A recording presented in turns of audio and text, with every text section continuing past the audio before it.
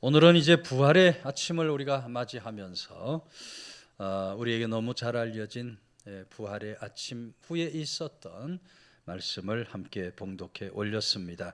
같이 읽은 본문 마지막 절에 보면 갈릴리로 가라 하고 말씀하시는 주님의 말씀을 우리가 듣게 되는데요. 영적으로 가져오면 오늘 우리들도 영적 갈릴리로 나아갈 수 있어야 하겠다. 오늘 본문을 통해서 이 부활의 아침 우리 주님께서 말씀하시는 이 말씀 앞에 우리 모두가 새로운 각오와 결단을 드리며 나아가는 그런 귀한 성도들 다 되시기를 주의 이름으로 축원해 드립니다. 같이 읽은 8절은 그 여자들이 무서움과 큰 기쁨으로 빨리 무덤을 떠나 제자들에게 알리려고 다름질하였다. 말씀이 기록이 됩니다. 여기 큰 기쁨이라고 적고 있어요. 큰 기쁨으로 하는 말은 헬라어 원어로는 카라스 메갈라스라고 하는 말인데요. 문자적인 뜻을 풀면 부활에 대한 기쁨의 감정을 나타내는 말입니다. 예수님 다시 사신 부활에 대한 기쁨. 이전에 천사들로 하여금 예수님 부활 소식을 들은 여인들이 예수님의 그 부활에 대한 큰 기쁨의 감정을 느끼게 되었다. 그런 말의 뜻입니다. 예수님 십자가에서 죽으셨을 때 저들은 모두 다 슬픔에 젖어 있었습니다. 모두 다 좌절과 절망 가운데 있었는데 그런 저들에게 예수님께서 다시 살아나셨다고 하는 부활의 소식은 정말 말로 다 할 수 없는 큰 기쁨의 소식이 되었다. 그래서 오늘 본문의 여인들은 두려움도 있었지만 두려움보다도 훨씬 더 그 큰 기쁨으로 부활 소식을 전하기 위해서 제자들이 있는 곳을 향하여 다름질하였다. 여러분, 부활의 주님을 만난 사람들은 어떤 형편, 어떤 처지, 어떤 환경에서도 그 모든 것을 뛰어넘는 큰 기쁨을 누릴 수가 있다. 부활의 주님을 만난 사람은 큰 기쁨을 회복하며 살아갈 수 있게 되는 것입니다. 바울과 실라가 여러분 빌립보 감옥에 갇힙니다. 억울한 누명을 쓰고 갇혀서 고문도 당하고 꽁꽁 묶인 채 그날 밤을 맞게 되지만 그러나 그 감옥 속에서도 주님의 성호를 찬송하고 감사하고 기도를 드릴 수 있었던 것은 부활의 주님에 대한 분명한 믿음과 확신이 있었기 때문에 저들이 그 가운데서도 큰 기쁨을 누릴 수가 있었다. 여러분, 바울 사도 로마 감옥에 갇혀서 언제 죽을지 모르는 그런 절치절명의 순간을 지내고 있지만 그럼에도 불구하고 그곳에서 기도하고 찬송 부르고 감사하고 무엇보다 여러분 이 옥중서신을 쓸 때에 항상 기뻐하라. 항상 기뻐하라. 주 안에서 항상 기뻐하라. 내가 다시 말하노니 기뻐하라.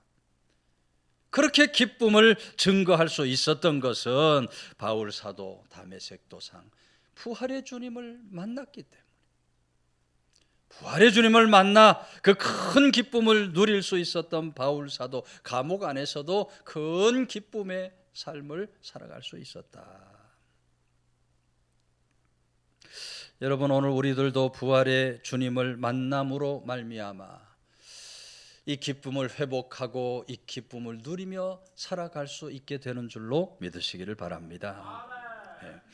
미국의 유명한 저널리스트 중에 하나인 맥스 러너라는 사람이 이 시대를 이렇게 정의합니다. 지금 우리는 과거 어느 때보다도 더 많은 자유를 누리고 행동의 제재를 받지 않고 살아가고 있습니다. 그러나 놀라운 충격은 우리가 하고 싶은 것, 가고 싶은 것, 생각하고 싶은 것 마음대로 하면서도 기쁨이 없다는 것입니다. 그러니까 이 시대를 한마디로 기쁨 잃어버린 시대라고 그렇게 정의를 하고 있어요. 여러분, 우리가 세상 자유롭게 산다고 해서 기쁜 것이 아닙니다. 오늘 세상 속에서 우리가 물질의 풍요 속에 산다고 해서 그것이 우리에게 참된 기쁨을 가져다 주는 게 아니에요. 우리가 가고 싶은 것 마음대로 가고 먹고 싶은 것 마음대로 먹는다고 해서 그것이 우리에게 참된 기쁨을 주는 것이 아니다. 여러분, 오늘 우리가 참된 기쁨을 받아 누리려면 부활하신 예수 그리스도, 우리 주님을 마음속에 영접하고 우리 주님에 대한 분명한 믿음을 가지고 살아갈 때 그 주님께서 우리들에게 주시는 큰 기쁨으로 진정하고 참된 그런 기쁨의 삶을 우리가 살아갈 수 있게 되는 것입니다. 부활의 절기, 오늘 우리는 우리 주님께서 말씀하신 갈릴리로 나아가서 큰 기쁨을 회복하고 누리며 살아가는 성도들이 다 될 수 있어야 한다. 독일의 유명한 작곡가 베토벤을 우리가 잘 압니다. 베토벤이 32살 나이에 아주 비극적인 유서 한 장을 쓰게 됩니다. 베토벤은 평생 가난 속에 살았다 그러고 질병 속에 살았다 그렇죠. 병고에 그리 시달리며 살았어요. 17살 어린 나이에 어머니가 세상을 떠났고요. 28살 젊은 나이에 청각을 잃어버립니다. 음악하는 사람이 청각을 잃어버렸다?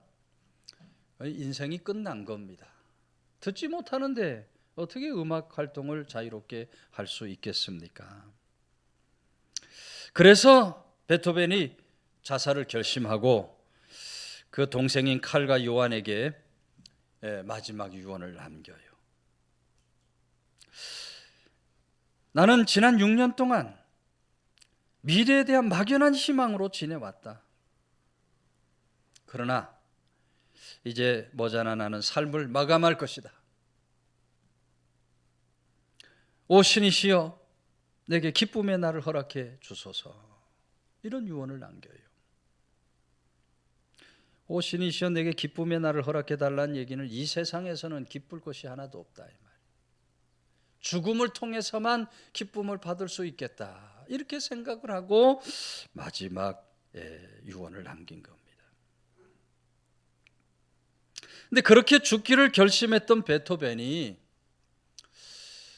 마음을 돌이키게 되죠. 마음을 돌이켜서 새로운 그런 인생 삶을 살기로 다짐하게 됩니다. 그리고 이런 글을 남겨요. 내가 죽음을 생각했을 때 음악에 대한 열정이 나를 붙들었다. 문득 주님께서 내게 명령하신 이 일을 다 끝내기 전에는 이 세상 떠날 수 없다는 생각이 들었다. 앞으로 내 손에서 태어날 많은 음악들, 그것들을 생각하며 나는 모든 삶을 견뎌낼 것이다 는 글을 남기게 되는 겁니다. 여러분, 그로부터 26년이 지난 1824년 5월 7일 베토벤이 오스트리아 비엔나의 어느 극장에서 그의 마지막 교향곡이라고 할 수 있는 합창 교향곡을 발표하는 겁니다. 물론 베토벤은 청각을 잃어버렸기 때문에 그 멋진 교향곡의 장엄하고 아름다운 선율을 들을 수가 없어요. 음악이 마친 후 청중들의 그 우레와 같은 박수 소리도 들을 수가 없었습니다. 그러나 베토벤의 마음속에 정말 이루 말할 수 없는 기쁨이 솟구쳐 올랐다 그래요. 우리 주님이 주신 그 기쁨으로 정말 기쁨이 넘치는 그런 생애를 살아갈 수 있었다. 그 합창 교향곡의 일부가 환희의 송가가 되고요. 찬송가 64장이 그 베토벤의 합창 교향곡 환희의 송가에 가사를 붙인 찬송이 됩니다. 우리 잘 아는 찬송이에요. 기뻐하며 경배하세 영광의 주 하나님. 주 앞에서 우리 마음 피어나는 꽃 같아. 죄와 슬픔 사라지고 의심 구름 거치니 변함없는 기쁨의 주 밝은 빛을 주시네. 베토벤의 상황을 생각하면서 지은 찬송시는 아니겠습니다만은 이 찬송을 부를 때마다 베토벤의 그 삶의 모습과 너무 닮아 있는 그런 찬송이 아닌가. 여러분, 우리 삶의 기쁨은 어떤 외적 조건에서 오는 것이 아니다. 성도는 잊지 말아야 합니다. 어떤 외부적인 조건에서 우리가 누리는 참된 기쁨이 오는 것이 결코 아닙니다. 오직 우리는 부활의 주님께서 주시는 그 기쁨을 마음속에 담을 때 비로소 참된 기쁨의 자리에 든든히 세워질 수가 있게 된다. 오늘 부활의 절기를 맞아서 우리 주님께서 여인들에게 주신 큰 기쁨, 바울 사도도 그 기쁨을 받아 누렸고 베토벤도 그 기쁨을 받아 누렸다고 하는 이 참된 기쁨을 회복하고 누리며 살아가는 성도. 그래서 날마다 성도는 주 안에서 기쁩니다. 기쁨을 고백하며 기쁨 가득한 그런 부활의 삶을 살아가는 주의 권속들이 다 되시기를 주의 이름으로 축원해 드립니다. 9절 말씀은 예수께서 그들을 만나 이르시되 평안하냐 하시거늘 여자들이 나아가 그 발을 붙잡고 경배했다. 여기 평안하냐 하는 말도 히브리 헬라어 원어로 카이렌테라는 말인데 두려움이 사라지다라는 뜻을 가진 말입니다. 평안하냐 하는 말씀은 두려움이 사라지다. 그러니까 여러분, 부활하신 예수님께서 평안하냐고 물으신 말씀에는 모든 두려움을 사라지게 해줄 것이다, 그런 말씀이 담겨져 있는 말씀이에요.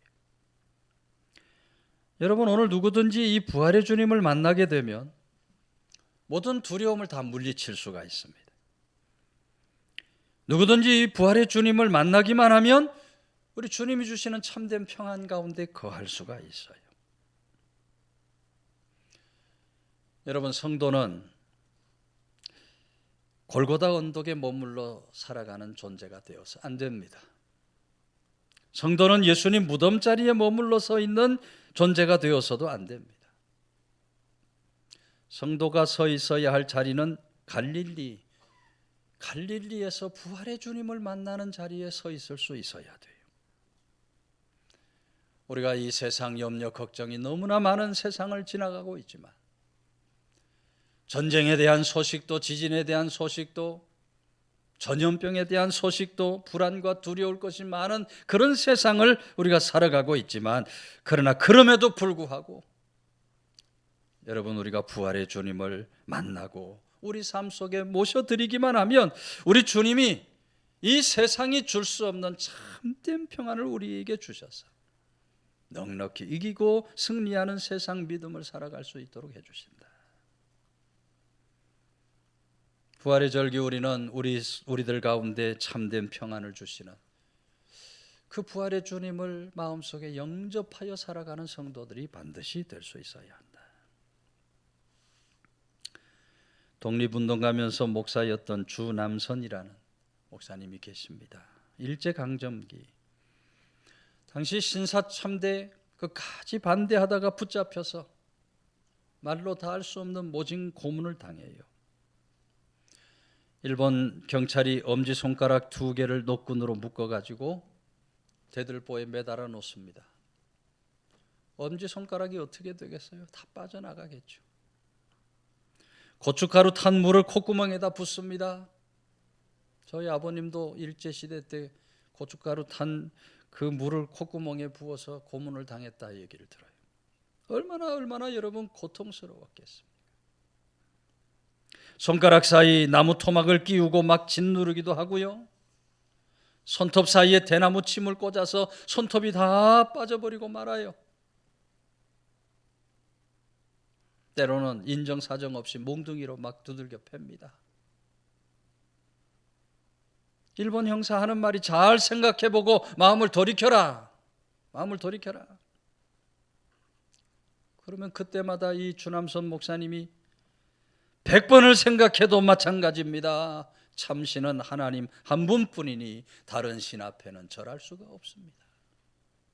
아주 당당하게 맞섰다고 그래요.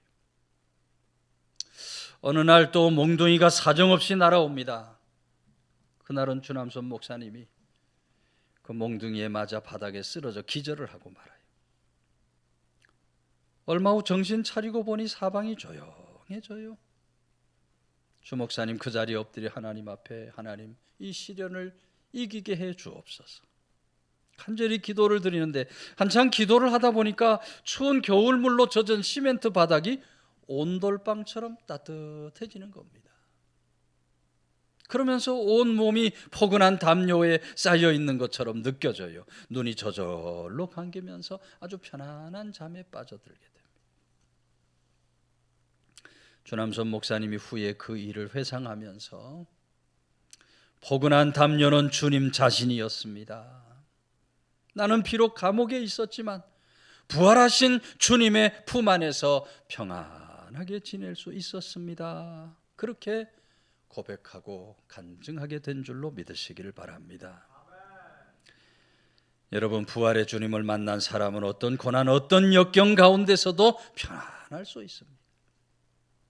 부활의 주님을 만난 사람은 비록 감옥 같은 상황이 온다 할지라도 그 가운데서 참된 평안을 누리며 살아갈 수 있게 돼요.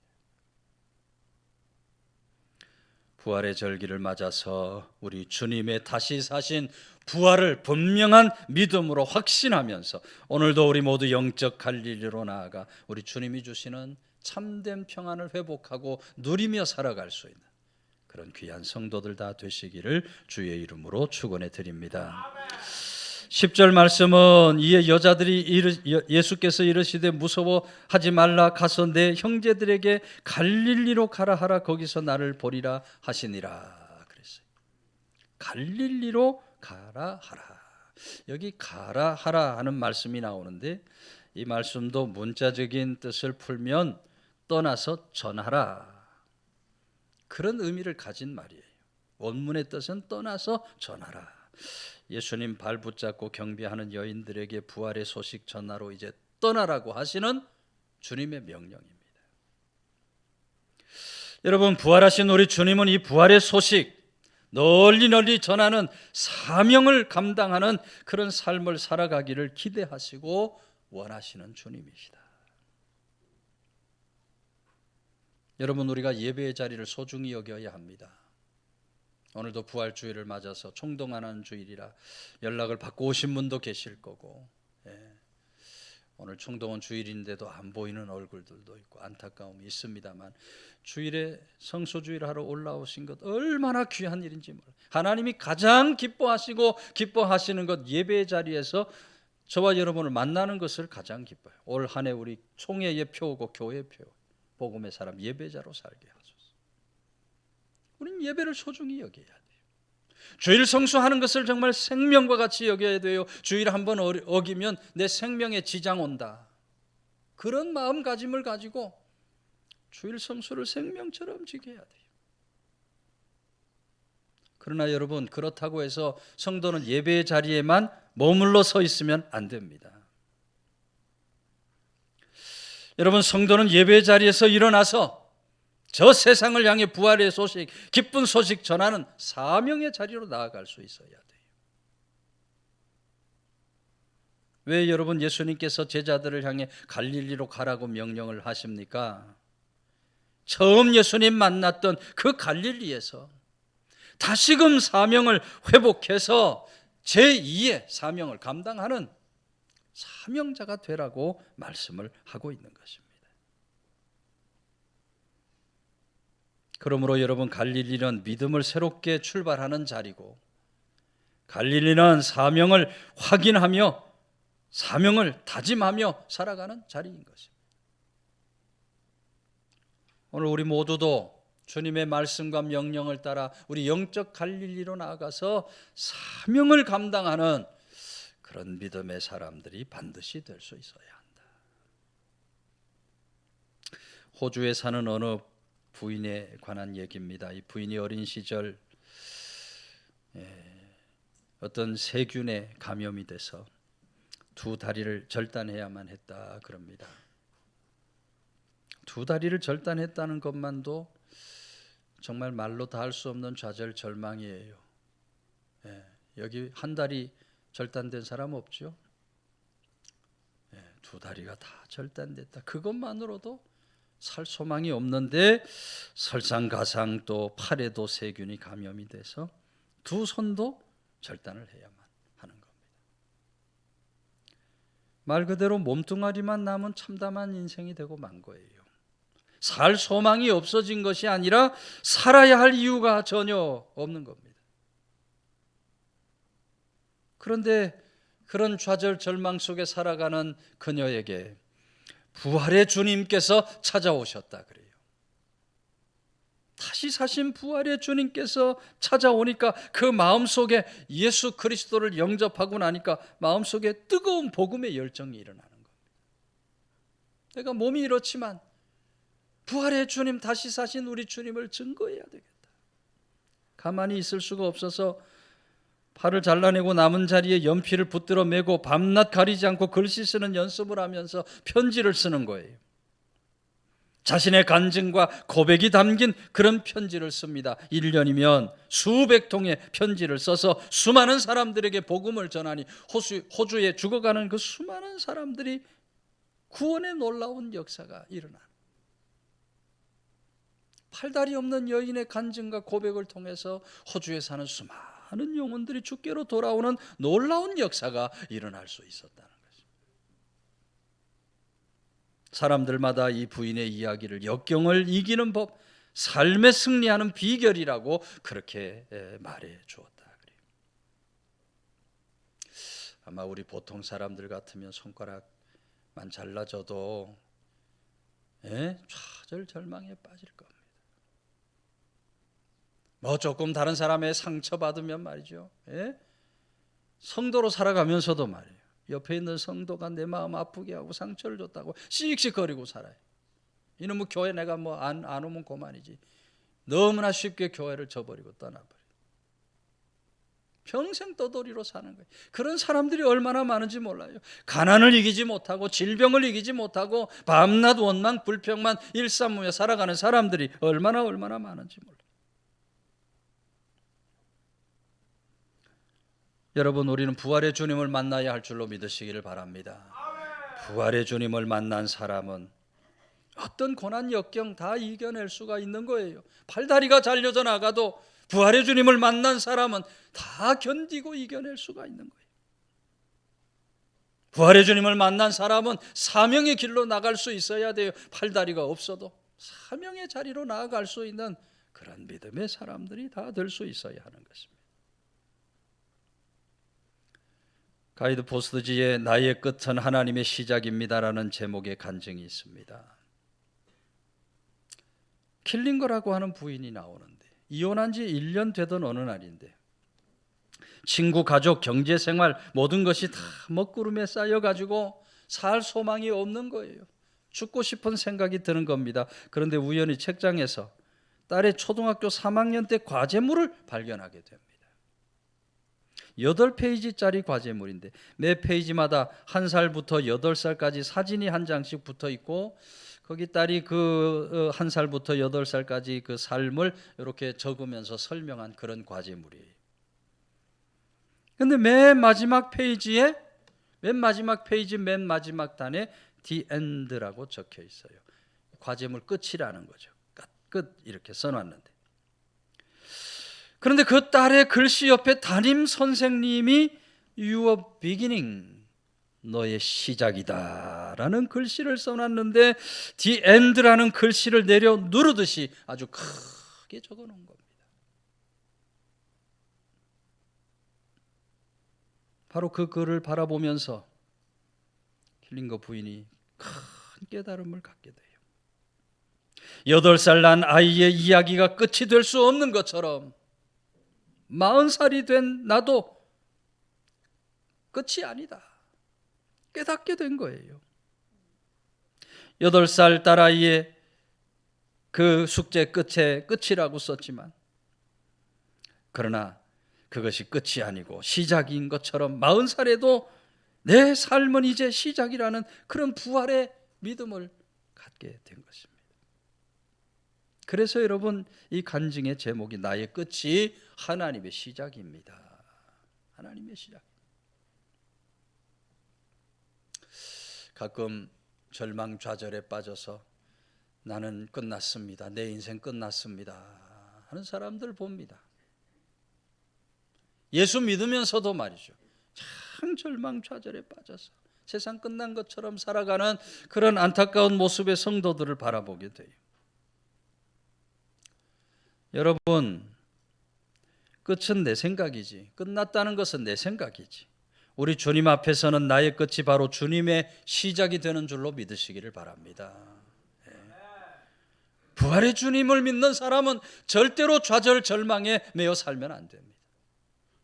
부활의 주님을 믿는 사람은 절대로 한숨 눈물을 흘리며 살아가서 안 되는 거예요. 언제나 나의 끝이 주님의 시작이 되신다. 담대한 믿음을 가지고 살아갈 수 있어야. 동시에 그 소망의 주님, 다시 살 소망을 주시는 그 부활의 주님을 우리가 늘 증거하고 전파하는 그런 믿음의 삶을 살아갈 수 있어야 하는 것. 부활주의를 맞아서 우리 모두 주님께서 명하고 계시는 우리들의 영적 갈릴리로 나아가서 이 복음의 사명을 잘 감당하는 사람. 오늘도 옥천 땅 죽어가는 저 수많은 영혼들 안타까운 마음으로 바라보며 저들에게 나아가고 또 나아가 주의 복음을 증거하여 건져 구원하는 복음의 놀라운 역사에 참여하는 사명자가 다 되시기를 주의 이름으로 축원해 드립니다.